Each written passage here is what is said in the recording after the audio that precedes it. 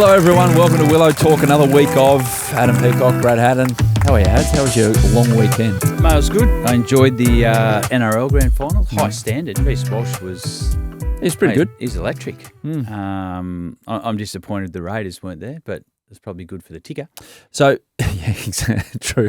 That happened a couple of weeks ago against Brisbane in the game you won 3 times and then you didn't win. Then I couldn't work for 2 weeks. Then your best player got influenza A and that was the end of it. Yep. Apart from that, it went really well, the final series for Canberra. Just on that, it made me think Reece Walsh, and for our international listeners, this is a rugby league grand final that was watched by most of the country. Yeah. And Reece Walsh was incredible. In terms of a big game performance, this is as good as you can remember. And I was trying to go through the sports, and I think you fall on like a Michael Jordan or like you've got to put aside individual sports, but in a team setting, like a cricket setting, I was trying to think of someone. Gilly. 2007 World Cup final. Yeah. Where he went off against Sri Lanka. Remember he had the squash ball in his hand? Yeah. I don't think you get a better individual performance than that. He won that game. That was it. Like for English listeners, a Freddie Flintoff doing it with bat and ball in a game, perhaps going back a while. But it was an extraordinary performance. But we've got more cricket to talk about right here. We'll talk about the start of the Shield bat off. It's good that Shield is on front of at the front of the brain of everyone in Australian sport now that all the footy's done. I tell you what, it's not the front of the brain of is New South Wales cricket. Why? Grade cricket started, and we've seen some extraordinary results over the weekend. We'll get to that. Yeah, we've seen a 300, which is great. But they've started with 2020 cricket, so we're getting ready for an Ashes campaign. Grade started with 2020 cricket. Really? And Shield teams are looking for players to get some form.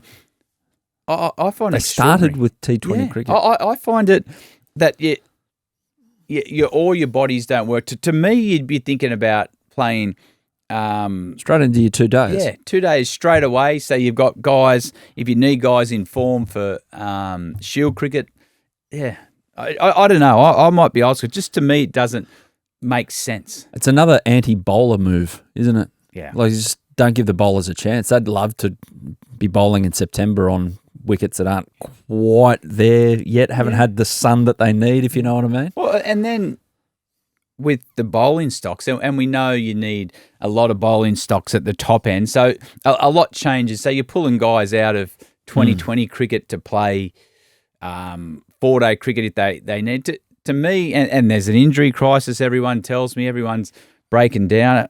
I don't know. It just, to me, doesn't. You need to in-sync that a lot better. Be a lot of injury crisis, I reckon, at park cricket this time of year, wouldn't there? Blokes coming in, sat around all winter. Hand me off. You know what? I'm going to come off 20 steps. Yeah, I'm as fast as I can. Steam in, third ball. Pop.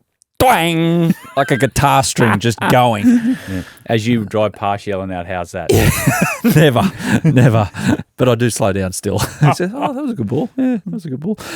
We've got a bit to talk about around the place, notably from grade cricket or Premier Cricket, whatever you call it around the country. Harjas Singh, baseball. Wherever you're listening to this, you would have noticed this guy went off in a game for Western Suburbs on the weekend.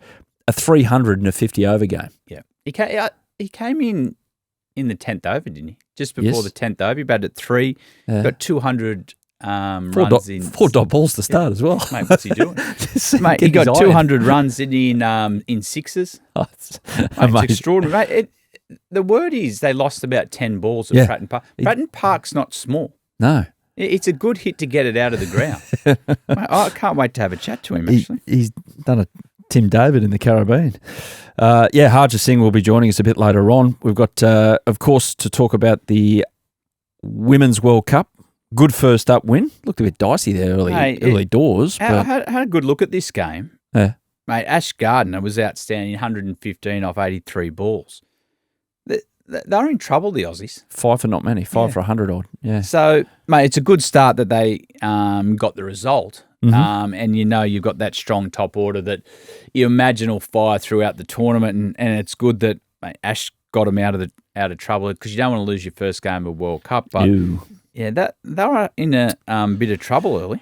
Yeah, they headed over to Sri Lanka, and unfortunately, it's dumped down. That game has got abandoned against Sri Lanka. But I did notice on the Australian women's cricket team socials that our captain, our leader here, Elisa Healy, she's happy because she found a puppy at training and was kind of just besotted by that. So good on your heels.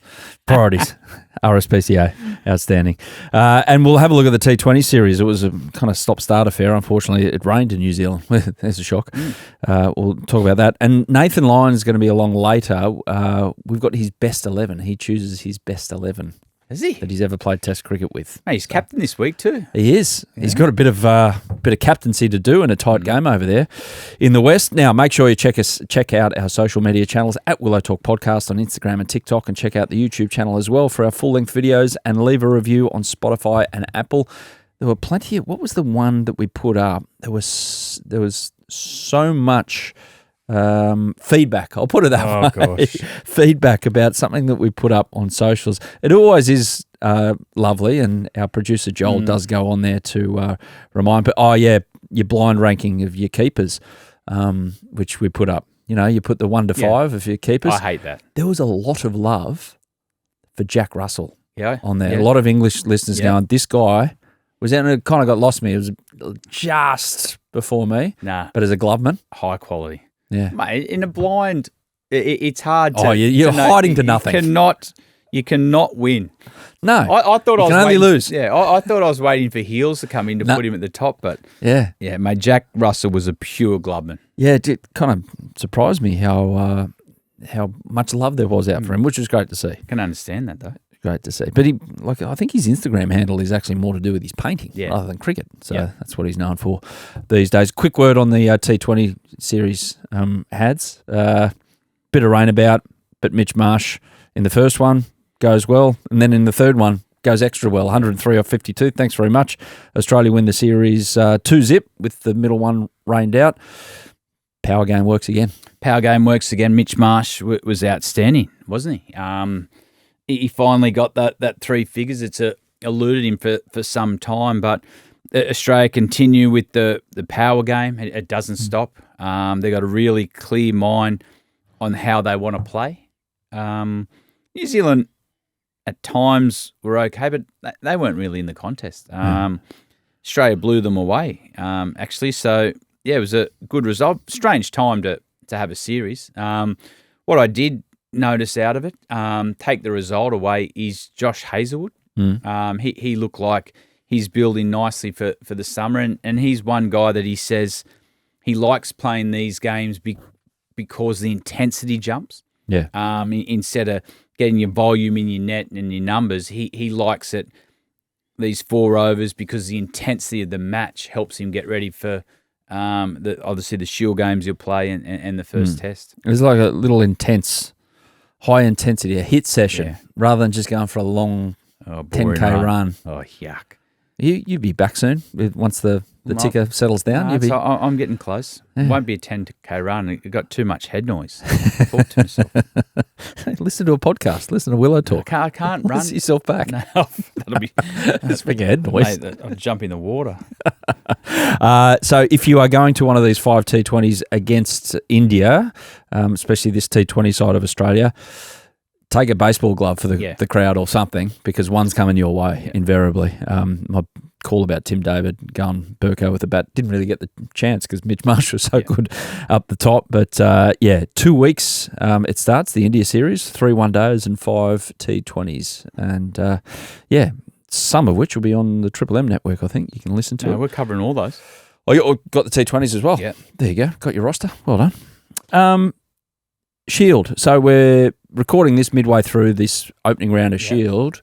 What pops out at you so far the most? What pops out, Jake Weatherald. Mm-hmm. He got runs at the top of the order. He got a 60. Matty Renshaw, he got a good 100. And he's been going up and down the order a bit of recent time. We've seen him in the middle order in one-day cricket. He's made a real role for himself there and in 2020. But he has played test match cricket at the top of the order. And he got 100. Khawaja started well. So he opened with Uzzy. And Marnus came in at 3. Yeah. I think Marnus got 70. He's still going. Yes. As we sit here right now, he is still going. Yeah. Don't want to put the hex on your man, but hopefully you get that those triple figures. But can we read too much into, and it's all about planning for the Ashes, can we read too much about who's coming in where in the order in these Shield games? Well, it's funny you say that because, yes, you want to be putting numbers up now. But the one thing that shocked me a little was that Cameron Green came in at 4.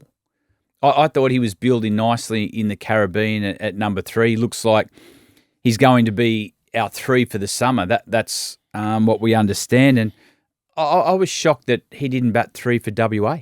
I thought that would have been a great opportunity just to keep developing your game, get used to number 3 and 4 is different. The mindset around that position is a big change. So I was shocked that he didn't come in at 3 for WA. I don't know how much we read into that.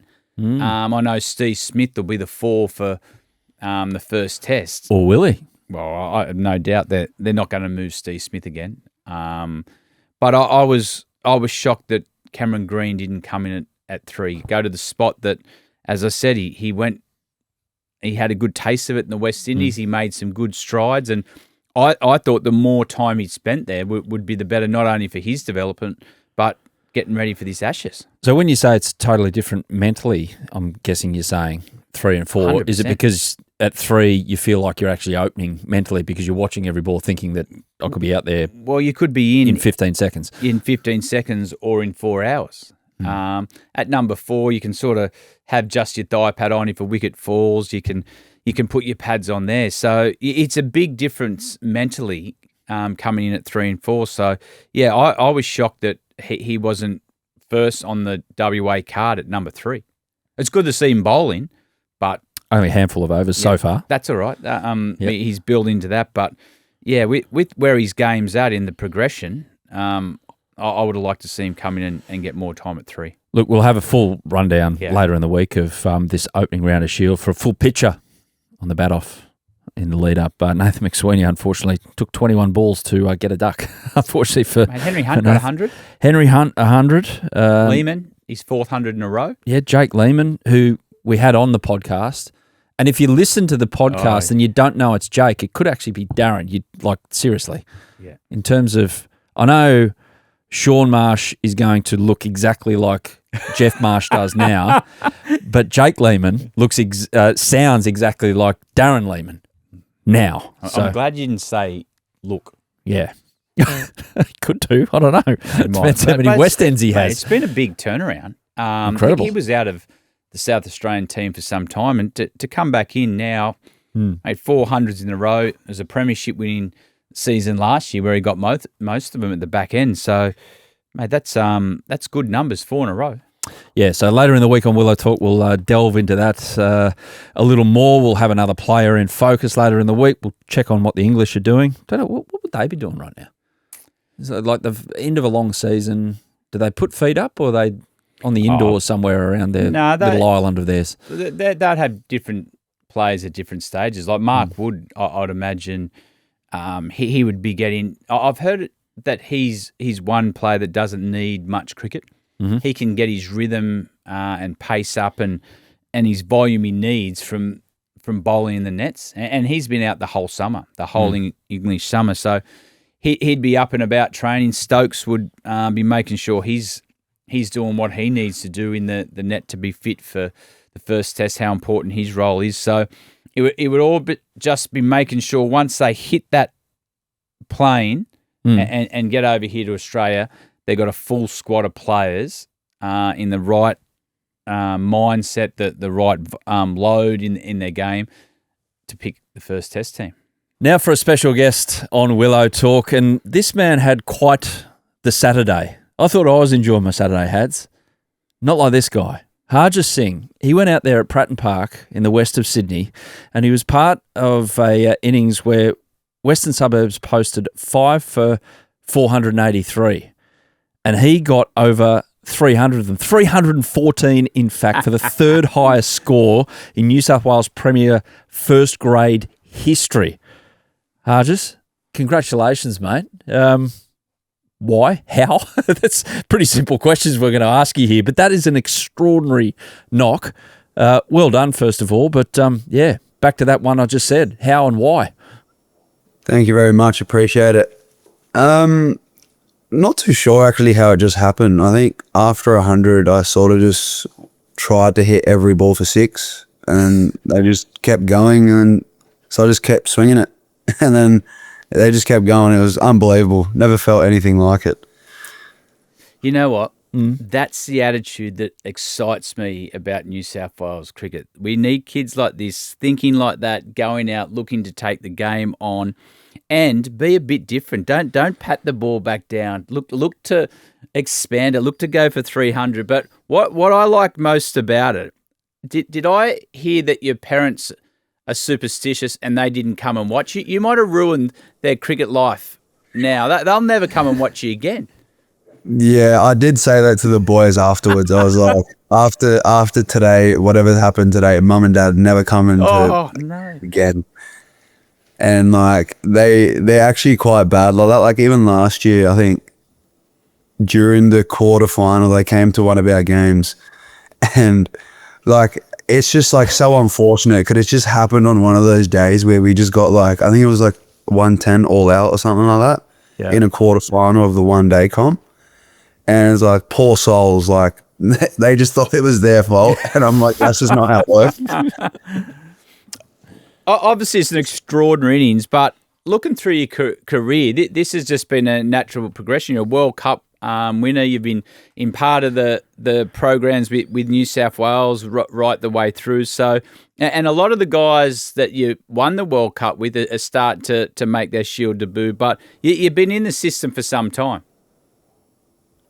Yeah, have been. After our reps, like sort of under 12s and under 13s, wherever like the pathways sort of started, I've been in there ever since.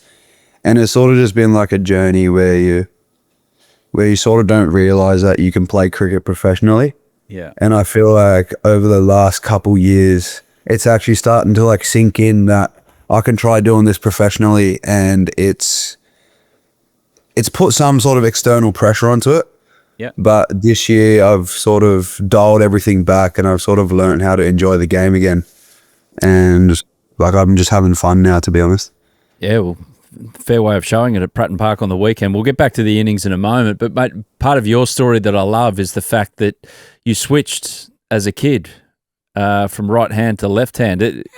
How much truth is in this? Like you see players with immense strengths in certain areas, and you go, I reckon that was formed by the backyard, by the parameters around that backyard about what was available runs-wise. Is that true that you switched over because you didn't want to smash windows? 100%. My uncle once pulled one into a window and it shattered, and I don't think we fixed it for like 5-6 years or something like that. Just like taped it together, and it was just makeshift, but it worked. But then I switched, and so I didn't hit it because we used to like have like open area that side, like open grass area, and now that's unfortunately covered by granny flat, but what can you do? But yeah, like it was literally through square leg to like straight where all the area was. Yeah. And like that's where honestly I can slog them the best, so I guess it helps. So you went from right-handed to left-handed to be able to slog through mid-wicket. You didn't feel like just playing cover drives in the backyard, or? Nah, it's a bit boring. Well, what I like, and I've watched a little bit, obviously, your highlights, and I've watched you come through the 19s, is your mindset to batting. You look like someone in the David Warner mould that likes to take the game on, likes to put their presence on the game. Where did that attitude come about? You always have that, or was something you had to work towards? I think it's something that comes, I'd say, naturally to me, being of a Punjabi background, historically known for having like quite brave warriors and stuff. Warriors, yeah. You sort of don't really fear anything. And honestly, I could get put in any sort of situation and I'll just be ready to go whenever. And I like being aggressive, and I like getting into the game, and I think that sort of shows when I bat. Well, firstly, don't change that mentality. But what happened after obviously you had your friends about, your teammates, you've seen the excitement. What about when you had the moment by yourself, whether that was when you got home, you put your phone down, did you think, wow, what has just happened? Has my life just changed in front of me? I still don't think I've had that moment yet. I've been bombarded like non-stop over the phone, like people wanting to call and stuff, and I feel like I still haven't had that moment where I can just sit down, put my phone down, and be like, wow, like, yeah, my life could change. But again, I'm a sort of guy that this year has started believing and just take it day by day. Who knows what could happen tomorrow? So we focus on next Saturday for now. Mate, so 314 off 141 balls. At what point did you think, geez, I'm hitting them okay? I'm seeing them well? Honestly, like, I wasn't really thinking too much. Perfect. I was really just my plan was simple. I was trying to hit everything for 6. Like, that's all it was. Like, after 100, my plan was just to hit bombs, and yeah, that was pretty much about it, to be honest. So 35 sixes, decent. I would have thought when you get to 20, you go, oh yeah, this is going well. This is 35 sixes. What was the biggest? Did you hit one out of the suburb? I hit a couple out of Pratton, yeah. A couple into the houses and a couple into the bowling club, which was quite good. I think our coach was saying lost like 2.5 grand worth of balls or something like that. So we've lost a couple balls in the last couple of weeks. Like, we played at Maryland's, I think it was last week. Yeah, we played at Maryland's last week and we lost like 6-7 balls there as well. So we've lost like 20. We've lost like 20 balls as a team. You're sending the club broke. Say you picked in the next Shield game. Do you play exactly the same way? No. Wrong answer. Say, Hads, I'm going to go from ball 1 in a Shield game. You got players like you, like David Warner, they're entertainers, and you can do things others can't do in a game.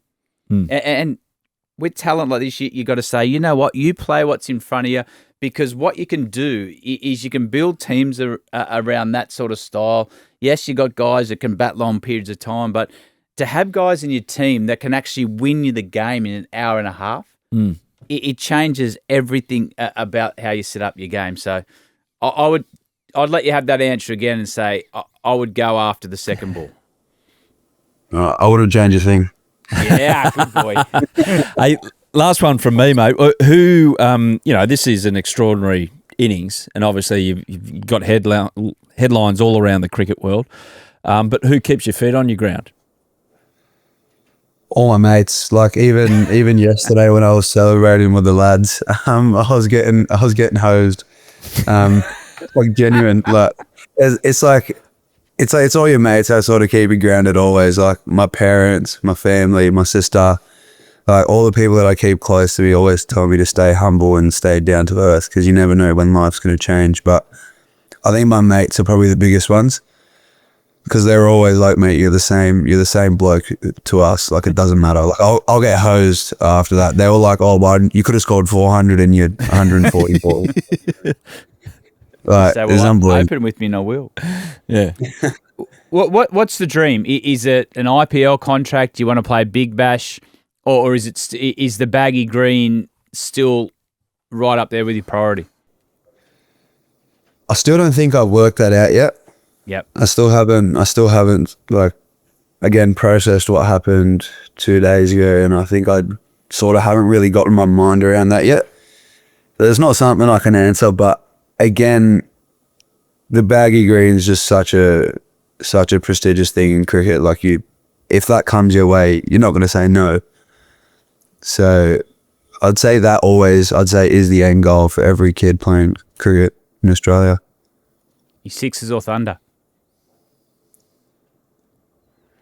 Top I dollar. don't know. See, you're smart. You're smart because you're from the Western Sydney and you know the answer, but you know you're talking to Captain Magenta over here. So hold that answer to yourself, mate. Hold it to yourself. Sweet. I reckon the Thunder are freaking nuts if they don't go and sign him this week. But anyway, that's just me. Just congratulations, mate, on that innings. I think the happiest people in the land are not only yourself and your family, but the bowling attack of the Sydney Cricket Club, who don't need to face you for a while. I think so. I think they're pumped to get that one out of the way. Good luck in wherever your next game is, mate. And obviously, we're going to track your progress. And thanks again for your time today. Thank you very much, guys. Appreciate it. There he is, Harjas Singh, who went absolutely berserk on the weekend playing Sydney grade cricket. It's pretty impressive. Mate, that's what makes me so excited about our state. We've got guys sitting there scoring 300, but it's not, yes, it's a 300, but it's the style in which they do it. That excites me the most. You don't often you see Seawag play that way. You see David Warner. You see different guys in 2020 all over the world, but I look at it and think, I can see you batting at the SCG in a Shield game like that. That's what excites me. Exactly. We'll talk later in the week, Hads. Thanks for that. We're off to a quick break on Willow Talk. Back in a moment, Nathan Lyon is going to run us through his best 11, the Test cricketers he's played with. Nathan Lyon, welcome to Best 11 on Willow Talk. This could be the toughest task of your summer, whittling down all the great players that you've played with into an 11. You ready? Yeah. Yep. Should be fine. Because professional sports people are odd about this sometimes because they don't want to. They feel bad for the ones that they leave out, and any kind of follow-up messages they get from said people. Yeah, but I don't know. They'll get over it. It is what it is. Yeah, exactly. I'm picking my best 11. Fair enough. I think. You think? Hoping you haven't left anyone out. Righto, who are your openers? Openers easy for me. One is David Warner. Obviously speaks volumes. His career. Number 2, I'm going to go with Shane Watson. Watto. Yep, but he's not allowed to use DRS. That's one thing. Save some for the middle order. Yeah. Was it hard to deliberate? Like it was easy. Obviously, Dave Warner, given the volume of runs, but Watto? Well, I looked at Watto's full package. Obviously, pretty special cricketer.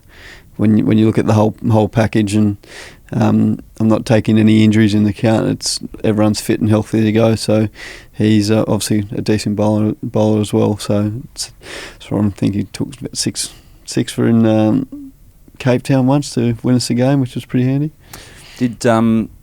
What was he like to bowl with? 2, I should say. 2 in the net's quite scary because especially when he had that load up, you tried to make sure it was just a little bit shorter so it went either out to point or square leg.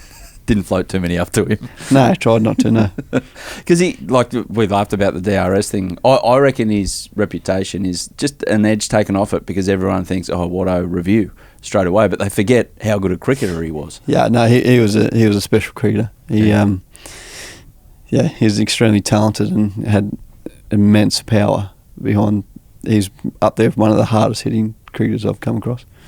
Dave Warner, in terms of power with Shane Watson, who wins that little battle? I'm probably going Watto. Just for strength, like power, pure power, hitting back down. And Davey tend to go a lot squarer, where Watto tend to go dead straight.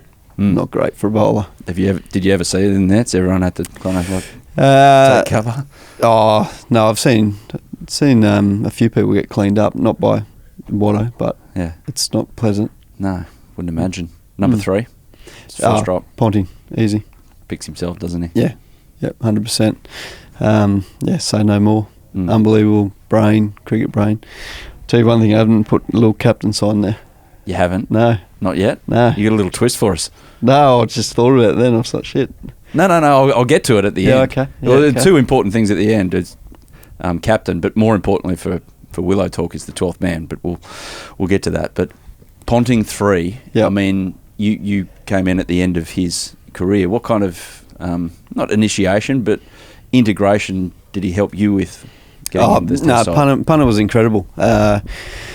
And you talk to Punter, and he claims that he's the reason why I actually got picked the first up. That I bowled to him for an hour before my first Test match, before knowing that I was actually playing, and he was incredible with passing on his knowledge about playing spin, what he found difficult, where I could improve, what were my strengths at that stage. But he gave me so much confidence in going out there and doing my skill set. So, but like tactically, and try and pick up flaws in batter's technique, his brain was incredible. So what he was telling you things that, I mean, I'm sure you knew what you were doing even at that stage. No idea. Oh, you had no idea? No. But he would tell you things that, wow, mate, you're doing this really well, or how about you just change this, it'll make it more difficult for me. Yeah. He always spoke about what he found really hard against Harbhajan. And just about, I don't know, for starting the eye line, drifted away, open up the hands type of stuff, and like stuff that I was 4 Shield games into my first class career, still trying to nail down a consistent action to get the consistent revs on the ball. And yes, I thought about trying to bowl through the gate, and that probably didn't really understand how to actually go about it. And it wasn't until that conversation with Punter and Huss that I was going, shit, yeah, okay, this is a different level. Yeah, they're the things that we don't see or hear about too often, but we just see the players out there. What about 4? Second drop? Smithy. Smithy's at 4. Arguably the best problem solver I've ever played cricket with. Been very fortunate enough to spend 99% of my career, or his career, together. I've had the best seat, to be honest. Been lucky enough to be out in the middle when he's been able to reach hundreds, but obviously seen a lot of runs, so it's been pretty cool. In terms of problem solver, so cricket only, or is he a problem solver through life? Like he's good at trivia nights, Sudoku and things like that? No, well, you can't work out singing and playing the guitar, so... He's trying, is he? He was a couple of years ago. Yeah. Horrible. No good? No. Could you hear I can't sing, I can't play guitar, so good on him, but ears bleeding stuff. Oh, was it? Yeah. Oh, that's a shame. What, did he bring it out in the team room, did he? Or On was the it bus, you could hear on him the bus in England. On the bus? Yeah, sat across from me. It's like, yeah. Anyway, let's move on. I like Smithy. He's a good cricketer. Yeah. He's a very good cricketer. He's better than good cricketer. I mean, for a guy that came in where he did on the batting order when he started his Test career, and what people thought his skill set was, bowling all-rounder, it's pretty incredible how it's turned out. Oh, yeah, remarkable. Absolutely remarkable. Yeah, as I said, best problem solver, but his work ethic, like, he's put the hard work in, so it's pretty amazing to see him get the rewards. 5? I'm going Travis Head. Heady? Yeah, big fan of Trav. Obviously, he's always got his finger in that ice, so that's pretty handy with the little off breaks that he floats out. But explosive, can take a game away from opposition. We saw he scored 100 in a session or something a couple of years ago against England up at the Gabba. So, yeah, explosive left-hander, powerful, and good with the ball. I don't know if you're an avid watcher of every ball during a Test or towards the end of the innings. Maybe you're getting ready to go back out there. But is Travis Head one of those guys that when he's in, you're padding up?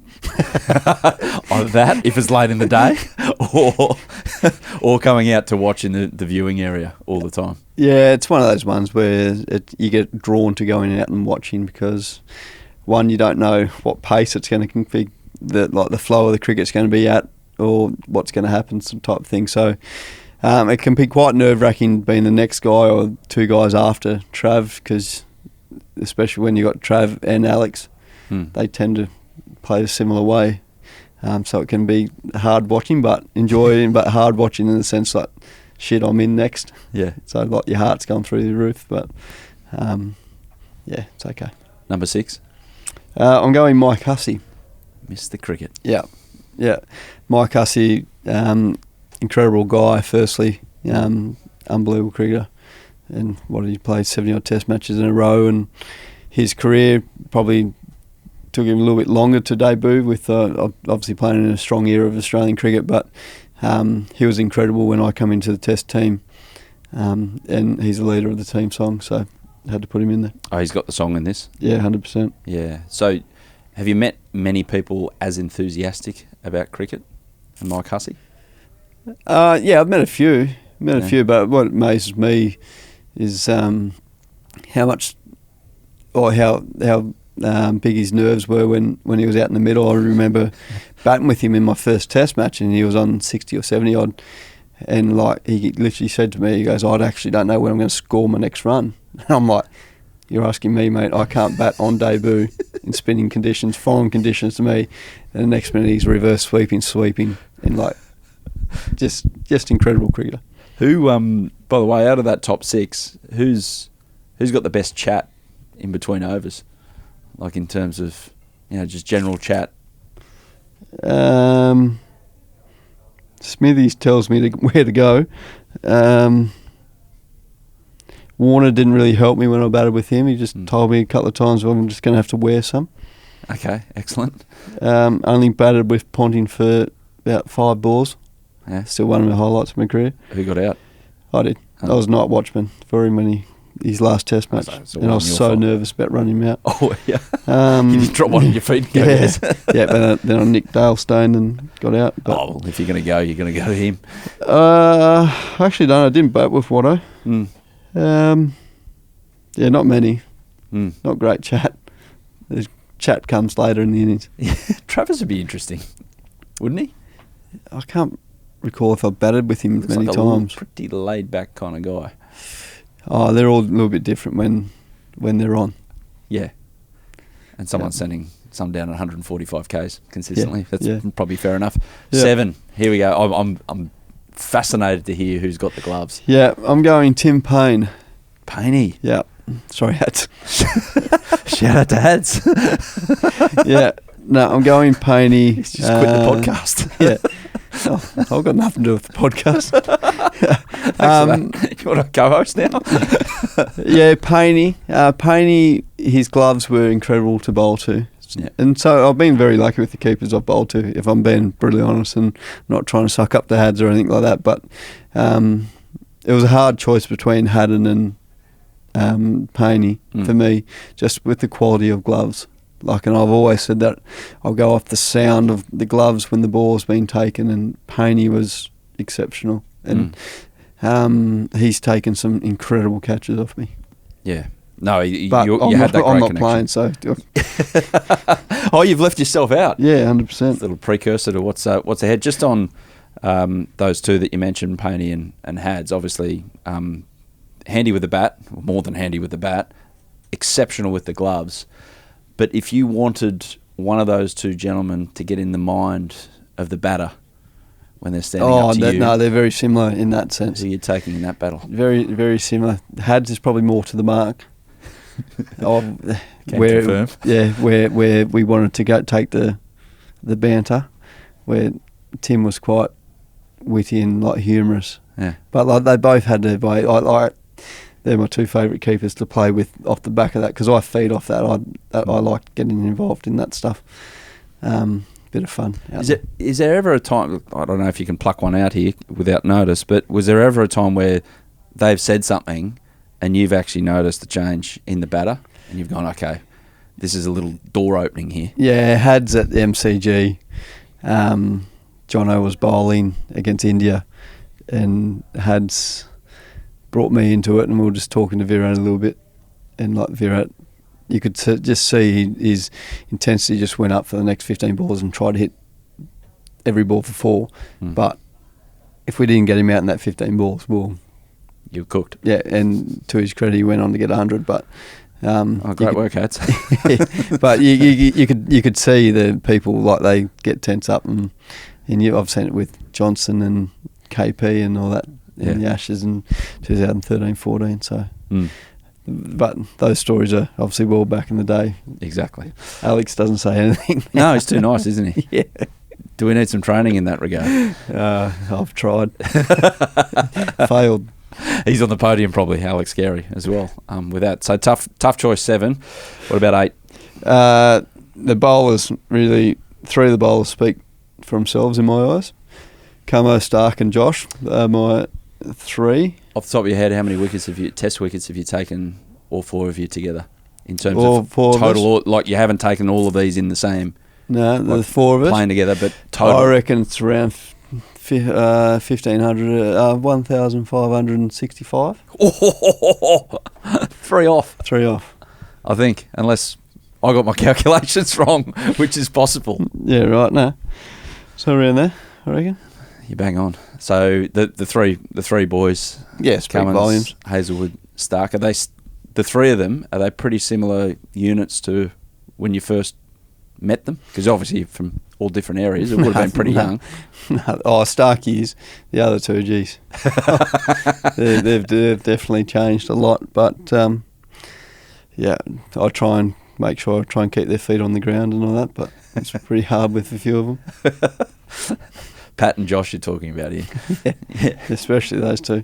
But, no, great guys and unbelievable cricketers. So, Mitch, can you imagine a parallel universe where he actually stays a wicketkeeper? Incredible to think about. No. Is it? The world's tallest wicketkeeper. Yeah, well, he talks a very good game, but I think he chose right, didn't he? yeah, he's done well. He's done well, hasn't he? Exactly. And with the bat, when you guys are in together trying to save something, trying to win something, who's good to be around out there, and who's the cat on a hot tin roof? Well, I'm probably the cat on the hot tin roof, if I'm being honest. But Starkey and myself usually just take the piss out of each other. Okay. Keep it light. Yeah. But then obviously with Pat's pretty calm, cool and collected, especially when he's out in the middle, going back to Edgbaston. But I was amazed at Pat. Pat's an incredibly intelligent guy, but he could not count how many runs we needed. Couldn't do the maths. So he took a century off Alex Carey, didn't he? He forgot to look at the scoreboard in New Zealand. Yeah, New Zealand. But in that Test match, we were knocking down the 55-run partnership. Yeah. Got to about 11 to go, and he goes, "How many runs do we need?" And I'm like, "Are you serious?" Like, I failed school, but no. And plus, it's on the scoreboard. But yeah, no, it's a bit of fun out there. Just look at the scoreboard, Pat. Yeah, it's there for a reason. Yeah, no, but good times, good memories. But yeah. Okay, who's your one spot left? Yeah, I don't know where you're putting him in the lineup. Who's 11, by the way? Is Josh. Josh. No. Although he won't leave number 11. Oh, for a reason. Yeah. Yeah. Oh, just because he doesn't want to. Mm. I'm really torn for number 10. Really torn. I'd imagine. Yeah. I've got Ryan Harris and Scotty Boland. You got to pick one. Yeah, I know. I was going to leave that up to you. Well, Scott, his body of work hasn't finished, and Ryan, we know. And for everything that I've heard from Ryan Harris, it is hard because they've both dismantled England on home soil. Like just that ball that Ryan Harris bowled in Perth, as opposed to Scotty that day at the MCG. Yeah, so I'm going to go Ryan Harris, and we'll redo this after the Ashes. Okay. So Scott. Aim up. Yeah, Scott. If you didn't have enough motivation, now you got Nathan Lyon's best 11 to get you into that 11. So. And my 12th man, you'll like this, is BJ Haddin. Ah, yes. There's a role for him. Yeah. That's great. Yeah. Why did you choose him as 12th man? Because it's nothing to do with mixing Gatorade or team morale. It's purely to do with social coordination. I think you could ask him about when he was running the drinks and about the Win One World Cup, what he put in the drink bottles. I think that's a question for you. I don't know this story. Yeah, so there you go. I'll just set out your podcast for you next week. That's a whole episode. Yeah, so there you go. I'll leave that one there. Who's your captain? So you got Pat, you got Ricky, you got Steve Smith. Yeah, they're your three options. No, you look at who's captain of Australia. You got Watson, Ponting, Smith, Payne and Cummins. Got 5. Oh, Tim Payne, of course. I'm talking like a long period as Test captain. I'm going to go Payne. Oh yeah. Yep. Why's that? Just keep everyone else's egos in check. Mm. No, I've got no idea. They're all bloody brilliant. To be honest with you. And isn't there the captain's bonus or something like that, so he can pay for those team dinners, which he was renowned for? He wasn't really renowned for that. He's well, Well, there's that famous video where he ended up with you did the credit card thing. And Credit card roulette. he was the one out, and it's the worst day of his life. Yeah. Nah, it's too hard to pick a captain, to be honest with you. Yeah. They're all bloody good captains. I would have loved to play under Ponting. Watto was brilliant in the test that he captained in Delhi. Smithy's been brilliant. Payne was brilliant, and Cummo's unreal as well. Well, it's a good side, and you get to sit back and watch it because you didn't pick yourself. It says a lot about you that you're happy for the other. We're playing at Jamaica. Yeah. Pink ball. I have a few days off, Nathan. Thanks for that, mate. Too easy. Yeah, thanks for watching the Willow Talk podcast on YouTube. Don't forget to hit the subscribe button so you don't have to miss an episode wherever you are. And while you're at it, check out these videos up here. They're mostly good.